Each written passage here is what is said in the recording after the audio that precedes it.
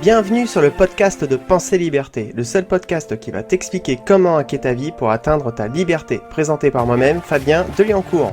Que tu sois salarié, entrepreneur, étudiant ou même mère au foyer, je vais te partager mon expérience afin de t'aider à atteindre tes objectifs et te permettre d'accéder à ta liberté. Car oui, j'estime qu'il n'y a pas qu'une seule forme de liberté, à chacun la sienne et j'espère sincèrement que ce podcast t'inspirera à atteindre la tienne. Bonjour à toi, penseur de liberté. Avant de te donner mon top 10 des livres pour Noël 2019, j'aimerais t'expliquer pourquoi je tenais à t'offrir ce sujet. Tu ne le sais peut-être pas, mais depuis cette année, je me suis mis à consommer énormément de livres sur l'entrepreneuriat, le marketing, le développement personnel et d'autres sujets périphériques comme le référencement. Je dis consommer car je ne fais pas que de lire des livres, j'en écoute aussi énormément au format audio avec Audible. En effet, le format audio a été une vraie révolution dans ma vie. Car moi qui manquais de temps pour lire, je suis maintenant capable de dévorer des dizaines de livres, en voiture, dans les transports en commun, en faisant du sport, ou même dans une salle d'attente, seulement avec mon téléphone et mes écouteurs, qui sont en réalité ma seule contrainte, soit rien d'insurmontable. Juste pour te donner un ordre d'idée, je consomme environ 2 livres par mois, à raison d'un livre audio et d'un livre à lire. Soit 24 livres par an sur des sujets qui me permettront tous de m'améliorer dans mes objectifs personnels. Et je ne te parle même pas du temps consacré à écouter des podcasts ou des articles de blog pour compléter le tout. Je ne sais pas si cela t'effraie ou te donne envie, mais imagine l'impact que tu pourrais avoir sur ta vie si tu faisais ne serait-ce que le quart de ce que je fais. Personnellement, je pense que les livres audio ont été pour moi une de mes révolutions cette année. Comme tu le sais, Noël 2019 arrive à grands pas, ou autrement dit, Christmas is coming. J'ai donc décidé de t'offrir le top 10 de livres que j'ai découverts et que je conseillerais à un proche pour Noël 2019. Car oui, j'imagine mes épisodes de podcast comme une conversation que j'aurais avec un ami ou un proche pour l'aider à atteindre ses objectifs. Cependant, la différence entre un proche et toi est que lui devrait m'écouter en souriant que ça l'intéresse ou non. Alors que toi, si tu es ici, c'est parce que tu penses que je peux t'aider et sois rassuré, j'y compte bien. Petit point d'attention, quand je parle de mon top 10 de livres pour Noël 2019, je parle du best-of des livres que j'ai découverts cette année. Ce ne sont pas forcément des livres sortis en 2019 et souvent loin de là. Mais ils ont toujours une grande valeur à être découverts aujourd'hui et c'est le plus important. Rentrons maintenant dans le vif du sujet. Comme je pense que le format audible est important, je te préciserai à chaque fois si le livre est disponible sur ce format à l'heure où j'enregistre cet épisode. À la 10e position, Ne coupez jamais la poire en deux de Chris Voss. Ce qui est embêtant avec un classement est qu'il faut toujours désigner un dernier, et cela même s'il ne le mérite pas. Pourquoi je te dis ça ? Car j'estime que ce livre est une vraie mine d'informations pour apprendre à négocier ou tout simplement comprendre la psychologie humaine. Mais, car il y a un mais, ce n'est pas le livre qui a servi le plus à mon émancipation intellectuelle. Je l'ai donc, bien malgré moi, mis à la 10e position. C'est donc un très bon livre qui peut te servir dans tous les aspects de ta vie. Car tu ne t'en rends peut-être pas compte, mais tu ne passes probablement pas une journée sans négocier quelque chose. Que ce soit pour obtenir la voiture de tes rêves au meilleur prix, une augmentation de salaire, que tes enfants aillent se coucher, que ton conjoint ou ta conjointe soit d'accord pour regarder un film, ou encore bien d'autres choses. Je pense que Ne coupez jamais la poire en deux est un livre pratique qui mérite d'être lu et relu. Même s'il est disponible au format audible, je crois qu'il est important de l'avoir aussi au format papier, car ce sera peut-être plus pratique pour étudier et réétudier les parties qui te seront les plus utiles dans ta vie de tous les jours. Malgré tout, je l'ai découvert au format audio et il a été très agréable à écouter. À la 9e et 8e position, Père riche, Père pauvre et le cadran du cash flow de Robert T. Kiyosaki. J'aurais pu parler des 2 livres séparément, mais ils sont quand même plutôt complémentaires. Père riche, Père pauvre serait la partie d'introduction et le cadran du cash flow la partie finale. À cette série, il y a bien un 3e livre, Une seconde chance, mais je ne l'ai pas trouvé aussi pertinent, et il y a un peu trop de spirituel pour moi. Pour revenir aux 2 autres livres, j'avoue qu'il y a un peu de répétition, mais si on les omet, ces livres sont parfaits pour voir le monde d'un autre point de vue, et songer à atteindre sa liberté via la liberté financière. Dans Père riche, Père pauvre, Robert T. Kiyosaki parle de son enfance et des 2 pères qu'il a estimé avoir. D'abord son père biologique, très instruit mais pauvre, et ensuite son père riche, moins instruit mais indépendant financièrement. Son livre retrace son intérêt pour comprendre comment fonctionne l'argent et comment en avoir. Il explique aussi la différence entre un actif qui permet de gagner de l'argent, par exemple une maison en location, et un passif qui fait perdre de l'argent ou tout de moins qui limite les pertes, par exemple être propriétaire de son logement. Tu es peut-être comme le père pauvre de l'auteur, et tu estimes que ta propriété est un actif, mais en réalité, c'est un passif. Car tu ne gagnes pas d'argent avec, tu évites seulement d'en perdre plus que si tu étais locataire. Par exemple, tu dois payer les réparations, la taxe d'habitation et la taxe foncière. Aussi, ta propriété ne permet pas de faire rentrer de l'argent. Tu ne gagnes pas un chèque parce que tu es propriétaire. Mais par contre, tu limites le montant de ce que tu dois payer pour continuer à vivre dedans. Et si tu penses que ta propriété a une valeur, évidemment, mais elle ne sera un actif qu'au jour de sa vente, si aucune catastrophe ne lui est arrivée avant, et si tu arrives à faire une plus-value, ce que je te souhaite bien entendu. Si tu n'es toujours pas convaincu, livre à toi. Mais sache que l'auteur est quand même passé d'une période où il était pratiquement SDF à multimillionnaire, ce qui personnellement me laisse de quoi réfléchir sur la vie. Dans le cadran du cash flow, l'auteur explique tout d'abord ce qu'est le cash flow. Pour simplifier, tu peux considérer que le cash flow est l'argent qu'il te reste à la fin du mois une fois que tout est payé et provisionné. C'est aussi l'argent qu'il te reste soit pour te faire plaisir, soit pour investir. Le livre explique aussi ce qu'est la notion de rat race, ou en français, la course de rats. En gros, c'est le métro boulot dodo, ou autrement dit, la routine dans laquelle nous sommes pour pouvoir vivre et pour certains, survivre. En train de nous battre, comme des rats regroupés dans une cage, pour essayer de vivre et d'avoir un morceau satisfaisant du gâteau jusqu'à l'épuisement. A l'inverse, sortir de la rat race, c'est trouver un point d'équilibre financier où nos actifs, l'argent qui rentre, est supérieur à nos passifs, l'argent qui sort. Peut-être tu penses que ça ne te concerne déjà plus, car il te reste un petit quelque chose à la fin de chaque mois, ce qui te permet d'être dans le positif. Mais la question derrière le livre est, combien de temps peux-tu garder le même rythme de vie si tu perds ton travail, ton chômage ou tes allocations? Généralement, la réponse est entre 0 et 3 mois, car ton cash flow n'est aujourd'hui pas suffisant pour être vraiment sorti de la rat race. Et si à l'inverse, tu fais partie de ceux qui se serrent la ceinture chaque fin de mois, sache que j'ai une pensée pour toi. Au final, le but du cadran du cash flow est d'expliquer les diverses méthodes que les personnes, mais aussi toi et moi, utilisons pour gagner de l'argent, et les avantages et les inconvénients de chaque méthode pour réussir à sortir de la rat race. Personnellement, je cours toujours dans la rat race. Et même 2 fois plus maintenant, étant donné que je t'offre ce contenu après mon temps de travail et de famille. Mais je pense que cela en vaut le coup, car je garde espoir de pouvoir modestement t'aider au travers de mes contenus. Aussi, si tu veux découvrir ces livres, sache qu'ils sont tous disponibles au format Audible, ce qui peut être un peu gênant pour certains schémas présentés par l'auteur, mais personnellement, cela ne m'a pas empêché de comprendre les 3 livres. À la 7e position, L'art de se lancer 2.0 de Guy Kawasaki. Encore un livre à part, mais ils le sont certainement tous un peu à leur façon. L'art de se lancer est théoriquement un livre pour les startups. Et pourtant, on y trouve bon nombre de conseils utiles pour toutes les personnes qui voudraient se lancer dans l'entrepreneuriat, dans une association ou dans la vie de tous les jours. Car de mon point de vue, toute personne qui se lance, cœur et âme dans une activité, est un entrepreneur. Le livre parle aussi d'état d'esprit, d'avoir une foi en soi, mais surtout dans ce que l'on essaie de construire. Sache que l'auteur a eu le privilège de travailler avec Steve Jobs. Il n'hésite pas à parler de la nécessité d'évangélisation d'une marque et de ses produits, ce qui en soi ressemble assez à l'esprit autour des produits d'Apple. Je m'en veux car je n'ai pas d'exemple concret à te donner sur ce livre. Mais si je n'avais qu'une chose à te dire dessus, et que si tu es entrepreneur ou que tu souhaites entreprendre une activité, c'est un livre à lire. Avant que j'oublie, le livre est disponible au format Audible et il n'y a aucune contre-indication à l'avoir dans ce format. À la 6e position, le Lean Startup de Eric Ries.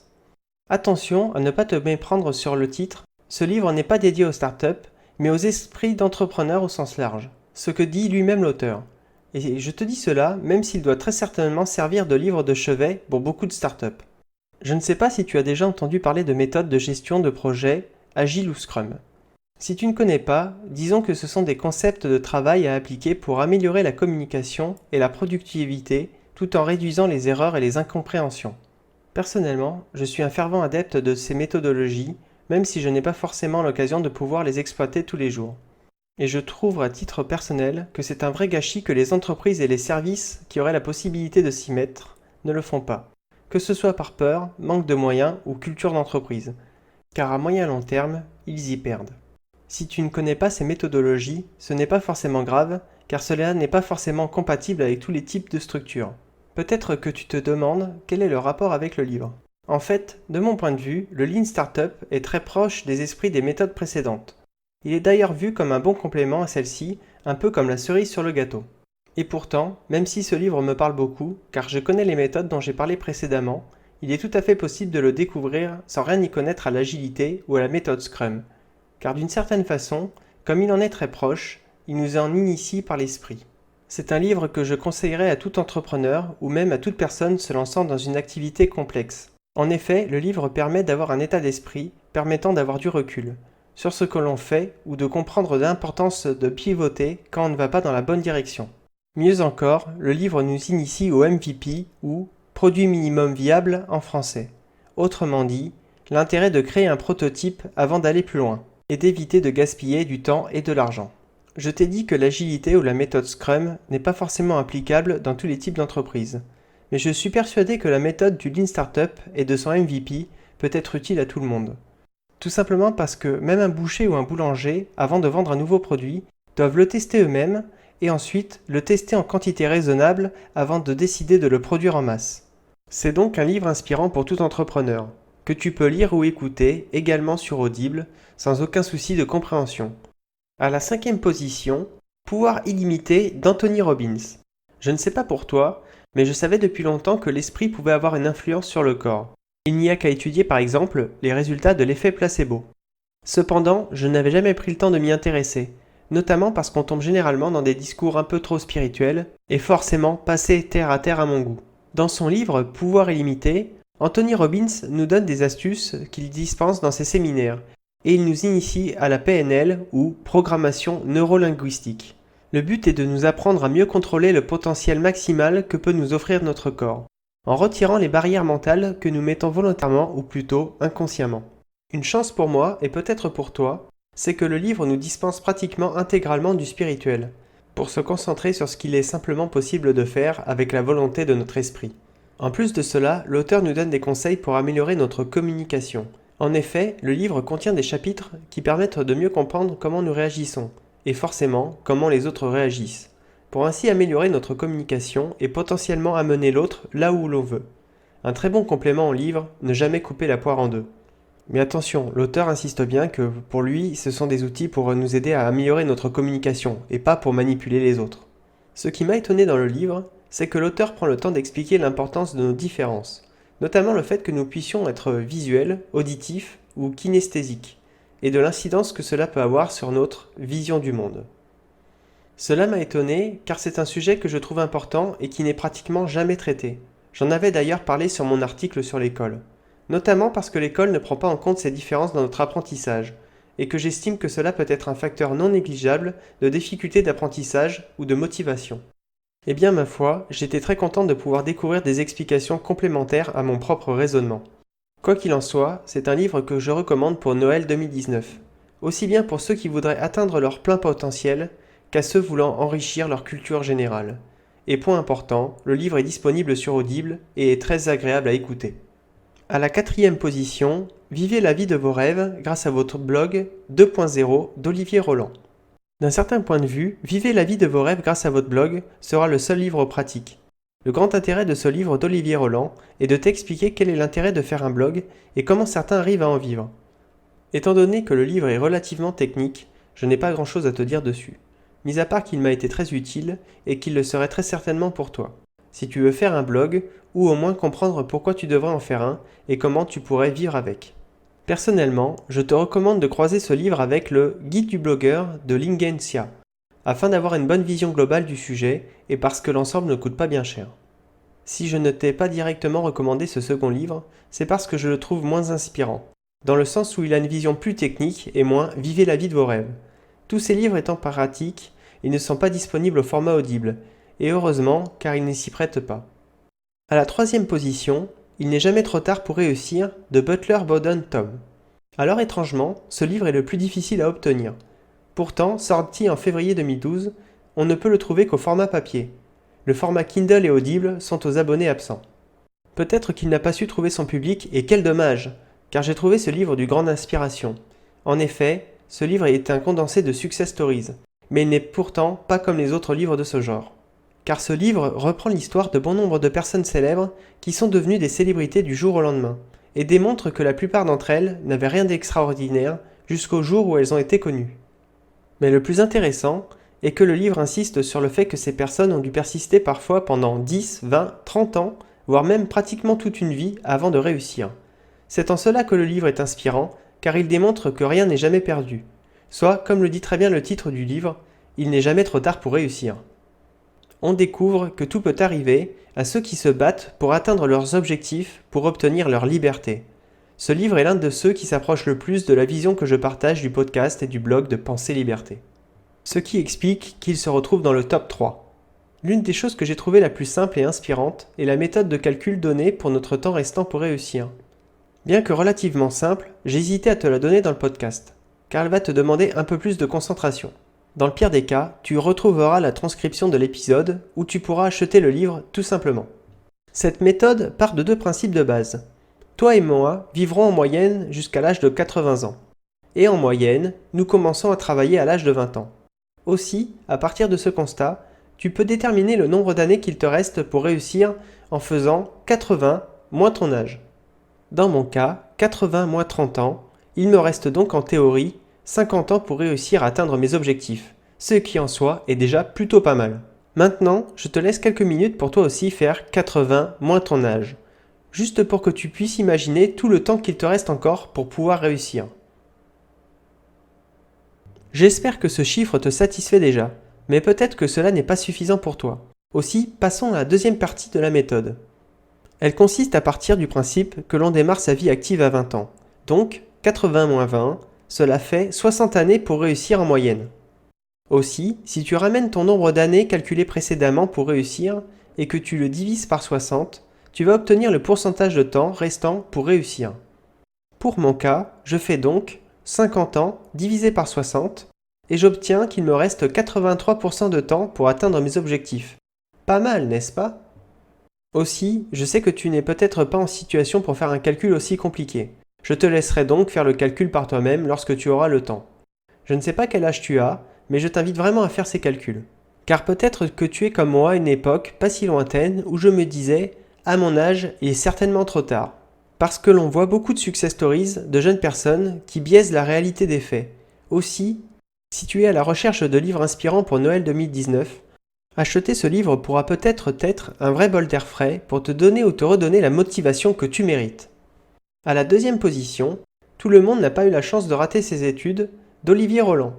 Ce qui est dommage pour moi est une chance pour toi, c'est qu'une nouvelle édition de ce livre vient de sortir. Bon, il est vrai qu'en fonction de quand tu écouteras ce podcast, le livre pourra peut-être avoir quelques mois ou quelques années. Mais en tout cas, tu auras la chance de découvrir un livre mieux construit, plus lisible et avec une préface de Xavier Niel que je n'ai pas eue. Ce livre est un condensé de bonnes choses pour l'entrepreneur voulant atteindre sa liberté, voire même, certains n'hésitent pas à considérer cet ouvrage comme une Bible. Non pas pour l'aspect religieux, mais parce que le livre est assez conséquent à lire, plus de 500 pages, ou à écouter avec plus de 21 heures d'écoute sur Audible. Lorsque tu écouteras ce podcast, peut-être que la nouvelle édition sera disponible sur Audible. Dans tous les cas, à ce jour d'enregistrement, sache que l'on ne peut écouter que l'ancienne version, ce qui ne m'a pas empêché d'apprécier cette bonne vingtaine d'heures d'écoute. Dans Tout le monde n'a pas eu la chance de rater ses études, on découvre comment Olivier Roland, qui n'était pas forcément excellent à l'école, a su se démarquer par ses qualités entrepreneuriales. Non pas qu'elles étaient innées, car il a fait de très nombreuses erreurs de débutant, mais parce qu'il a su les acquérir au fur et à mesure sur le terrain. Pourtant, le livre ne s'arrête pas là, car l'auteur nous dévoile quantité d'astuces, d'outils et de méthodes, pour nous permettre d'atteindre un meilleur développement personnel, mais aussi de nous donner plus de chances d'atteindre nos objectifs, qu'ils soient ou non liés à l'entrepreneuriat, comme améliorer nos capacités cognitives ou d'apprentissage. Au final, l'auteur nous dévoile les secrets qui lui ont permis de trouver sa liberté, dans l'espoir que son histoire et ses expériences puissent nous inspirer à atteindre la nôtre. Tu comprends donc maintenant que ce livre est tout à fait approprié au thème du podcast de Pensée Liberté. À la première position, La semaine de 4 heures de Timothy Ferriss. Encore une référence, car ce livre est souvent, très souvent, cité comme le livre qui a changé la vie de millions de personnes. Il devait automatiquement avoir sa place en haut du podium. Et puis, c'est aussi un livre qui m'a aidé à changer de vie. J'en parlais déjà dans mon épisode précédent sur l'élément déclencheur. Bien sûr, le livre donne de nombreux conseils sur l'intérêt de sous-traiter les tâches les moins intéressantes de sa vie, afin de dégager du temps pour faire des choses plus importantes, ce qui est en soi la base de toute entreprise voulant s'agrandir. Mais personnellement, ce qui m'a le plus plu, c'est que l'auteur nous fait découvrir de très nombreux cas de personnes ayant réussi à atteindre leur liberté. Et il explique aussi comment elles ont réussi à le faire, ce qui est le plus important pour nous à mon avis. Le plus drôle est de s'apercevoir que des personnes ont réussi à construire leurs entreprises de rêve, parfois sans en avoir conscience, mais en ayant toujours travaillé et agi. C'est pour ça que je t'avais offert mon épisode de podcast, Oser agir, sur le sujet, pour t'aider à te faire prendre conscience de l'importance de se lancer. La semaine de 4 heures étant un livre de référence, je ne vais pas m'étaler sur pourquoi tu devrais te l'acheter. Il doit exister des centaines de résumés et d'articles très bien écrits sur le sujet.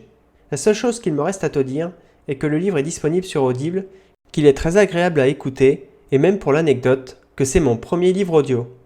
Un dernier point avant de te laisser, ne sois pas inquiet, j'ai mis en ressource le nom des livres, les liens pour les obtenir et toutes les autres références que j'ai pu te donner dans ce top 10 des livres pour Noël 2019. Pour être transparent avec toi, une bonne partie des liens sont des liens d'affiliation. Ils me permettent de toucher une commission sans que tu n'aies à payer plus cher. À toi de voir si tu souhaites passer ou non par ces liens. Mais sache qu'en les utilisant, tu participes à financer l'hébergement et les outils permettant de faire vivre Pensée Liberté. Sur ce, je te souhaite à bientôt pour un prochain épisode de Pensée Liberté. Cet épisode est maintenant terminé. Merci de l'avoir écouté jusqu'au bout. Toutes les ressources citées se trouveront dans sa page sur le blog Pensée Liberté. Si cet épisode t'a inspiré, n'hésite pas à laisser un commentaire et à t'abonner au podcast sur ton application favorite ou directement sur le blog Pensée Liberté. À bientôt pour un prochain épisode.